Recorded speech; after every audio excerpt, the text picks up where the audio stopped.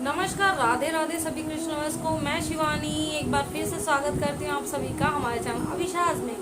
तो जैसा कि आप देख रहे हैं हमारे साथ है कनु अनु। तो हम बात करने वाले हैं किसी पूजा पाठ से जुड़े टॉपिक के बारे में या किसी धार्मिक टॉपिक के बारे में। ठीक है, तो टॉपिक स्टार्ट करने से पहले मैं यही कहूँगी कि अभी तक अगर आपने अविशाज को सब्सक्राइब नहीं किया है तो सबसे पहले आप अविशाज को सब्सक्राइब कर दीजिए और बेल बटन दबाना बिल्कुल ना भूलें, ताकि आपको न्यू वीडियो के नोटिफिकेशन जैसे ही वीडियो आए वैसे ही आ जाए। इसी के बाद वीडियो अंत तक देखने के बाद वीडियो अगर अच्छा लगता है तो वीडियो को लाइक कीजिए, शेयर कीजिए और कमेंट में राधे राधे लिखना बिल्कुल ना भूलें। तो आज जैसे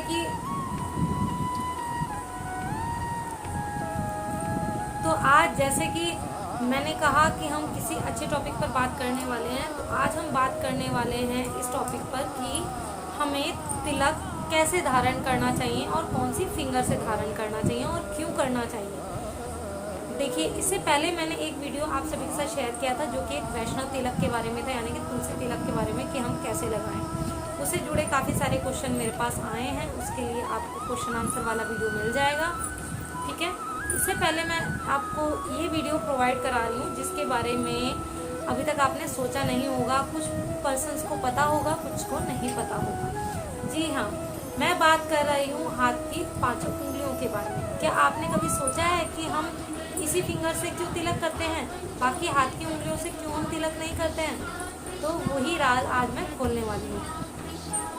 तो सबसे पहले बात करते हैं इस उंगली के बारे में कि मैक्सिमम आपने सबसे ज़्यादा इसी उंगली का प्रयोग देखा होगा सभी को तिलक करते हुए, क्योंकि ये जो उंगली है वो उन चीज़ों को प्रदान करती है जो हमें नॉर्मली चाहिए, लेकिन बाकी 4 उंगलियां हमें किसी खास उद्देश्य के लिए तिलक करने के लिए चाहिए होती है। जैसे कि सबसे पहले बात करेंगे अंगूठे के बारे में। अंगूठा क्या है? अंगूठे के अंदर शुक्र ग्रह की पावर होती है। ठीक है, जो कि आपने सुना होगा कोई बंदा ज़्यादा पावरफुल है कि इसका शुक्र ग्रह बहुत स्ट्रॉन्ग होगा। वो इसीलिए ही होता है क्योंकि शुक्र ग्रह जिस भी पर्सन का स्ट्रॉन्ग होता है वो पर्सनैलिटी स्ट्रॉन्ग हो जाती है, वो सबको दबा के रखती है, अपनी बात मनवाने की शक्ति रखती है औरों से। ठीक है, तो कभी भी आपको अगर तिलक करना है, आप कभी देखते होंगे कि भाई दूज पे कभी भी हम तिलक करते हैं या राखी पर हम पहले इस फिंगर से तिलक करते हैं, या जो ब्राह्मण लोग हैं वो इस उंगली से तिलक करते हैं, इससे बढ़ाते हैं। तिलक हमेशा ये बात याद रखना नीचे से ऊपर की ओर होता है। कई लोग है ना यूँ लेते हैं तिलक लग गया, ठीक है, लेकिन ऊपर से नीचे की ओर नहीं, नीचे से ऊपर की ओर आपको तिलक करना है। दूसरी चीज़ ये कि आप हमेशा देखते होंगे तिलक इस उंगली से करके इससे बढ़ाते, किस लिए? हम भाइयों का बढ़ाते हैं, हम सामने जजमान का बढ़ाते हैं, ताकि इस बंदे के आगे हमारी वैल्यू कभी कम ना हो।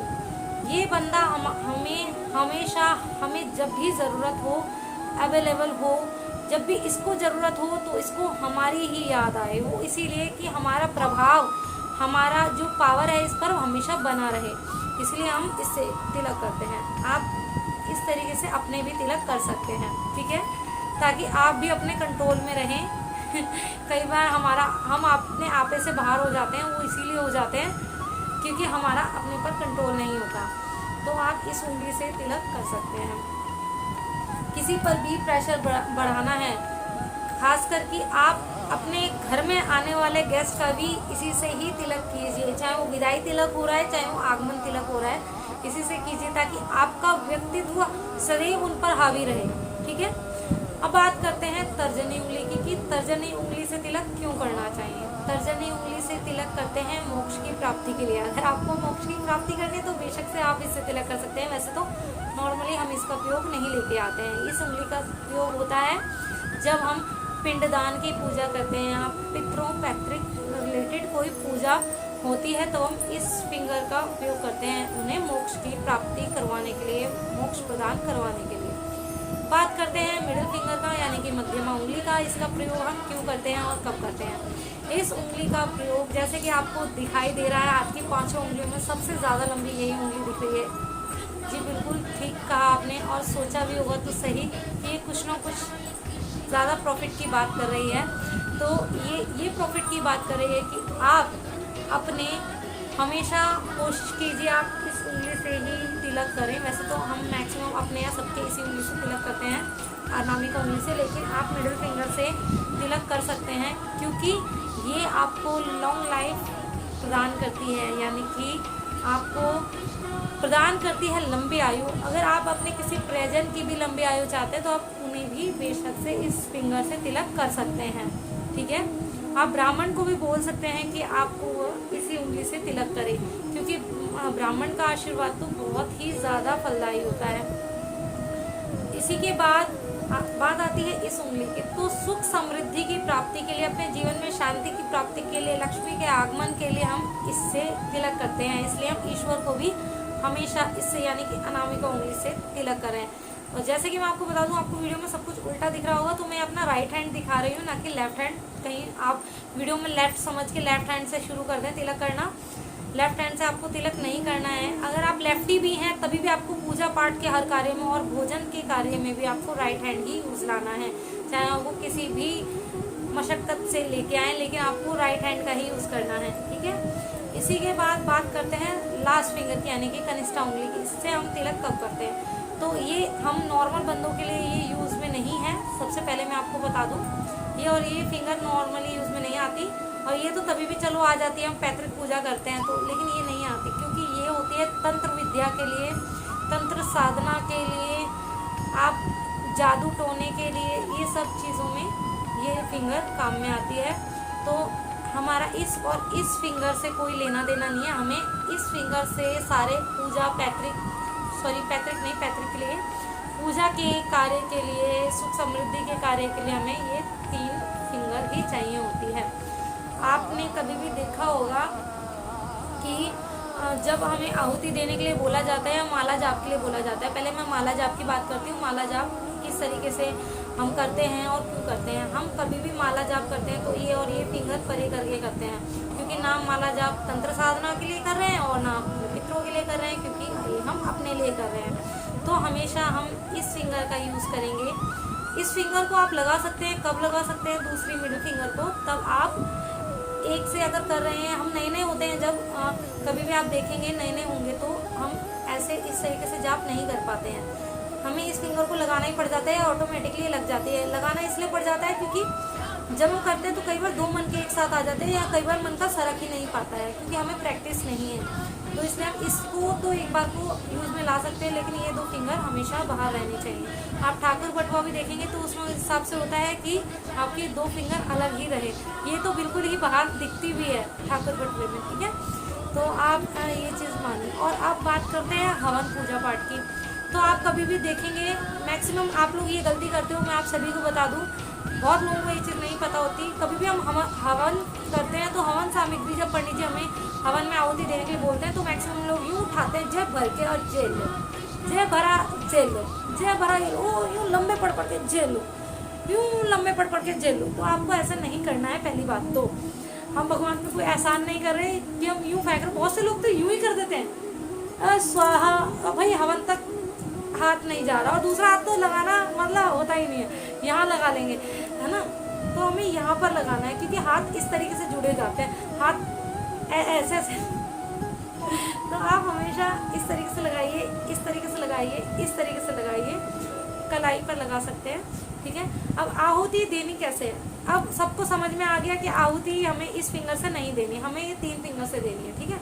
तो बहुत से लोगों का ये तो पता होता है कि ये 2 फिंगर नहीं लगाती, बहुत से को तो यही पता है कि ये फिंगर नहीं लगती, वो बाकी अपनी 4 फिंगर इस्तेमाल कर रहे हैं। काफ़ी लोग अपनी 3 फिंगर इस्तेमाल कर रहे हैं इस तरीके से, स्वाहा, वो इस तरीके से डाल रहे हैं स्वाहा स्वाहा। तो जी हम भगवान पे एहसान नहीं कर रहे हैं, कोई उनसे पीछा नहीं छुड़ा रहे जो इस तरीके से फेंक रहे हैं, इस तरीके से नहीं। कभी भी दान दे या आहुति दे, कभी भी इस तरीके से नहीं देना चाहिए, हमेशा इस तरीके से देना चाहिए, ठीक है। कभी किसी को गिफ्ट दें इस तरीके से देना चाहिए। जब भी हम आहुति लगाते हैं तो हमें 2 फिंगर तो अलग रखनी ही है, 3 फिंगर का यूज़ करना है। साथ में हमें उठाना तो यूँ ही है, उठा तो हम यूँ तो सकते नहीं है, या उठा भी लिया चलो, लेकिन हम यूँ ही उठाएंगे नॉर्मली।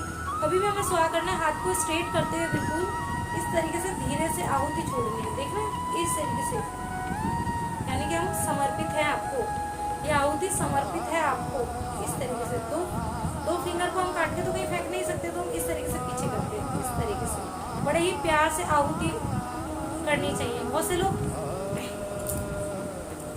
ऐसे यूं नहीं, हम कोई तंत्र साधना नहीं कर रहे। तंत्र साधना में आपने देखा होगा यूं मुट्ठी दबाते हैं और वहाँ भट स्वाहा इस तरीके से फेंकते हैं, क्योंकि उनके लिए 5 उंगली कामदार है, हमारे लिए नहीं है। हम नॉर्मली बंदे सुख शांति चाहते हैं अपने घर परिवार में, अपनी पूजा सुख शांति के लिए करते हैं घर की, तो हमें इन्हीं 3 फिंगर का यूज़ करना चाहिए और इस तरीके से करना चाहिए, ठीक है। तो जो बाकी की चीज़ों के उद्देश्य चाहते हैं वो अपने उस अकॉर्डिंग करते हैं, चाहे वो कोई भी है ना। लेकिन हम नॉर्मली जो बंदे होते हैं वो इन 3 फिंगर का यूज़ करेंगे पूजा में और तिलक में, ठीक है।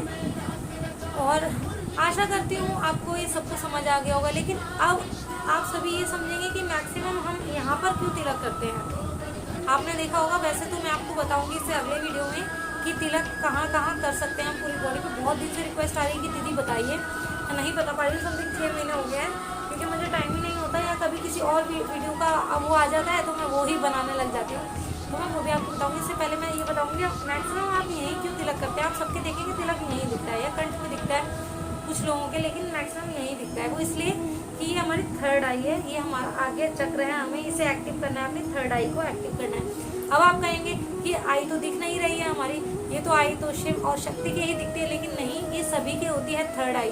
इसलिए जब भी हम गुस्सा होते हैं तो सबसे पहले हम इसे इस तरीके से कर लेते हैं, ऐसे करके, यानी कि हमारी थर्ड आई भी हमारी 2 आंखों के साथ खुल चुकी है और हम तीनों नेत्रों के साथ में गुस्सा कर रहे हैं, तो इसलिए। और बाकी जो ये थर्ड आई है, ये आज्ञा चक्र है, ये हमारी पूरी बॉडी को आज्ञा करता है कि हमें क्या करना चाहिए। हमारा माइंड भी इसी के बेस पर वर्क करता है, तो इसलिए हमें यही तिलक करना चाहिए ताकि आगे चक्र जागरूक रहे और हम पॉजिटिव रहे, तो हमारे साथ सभी कुछ पॉजिटिव हो।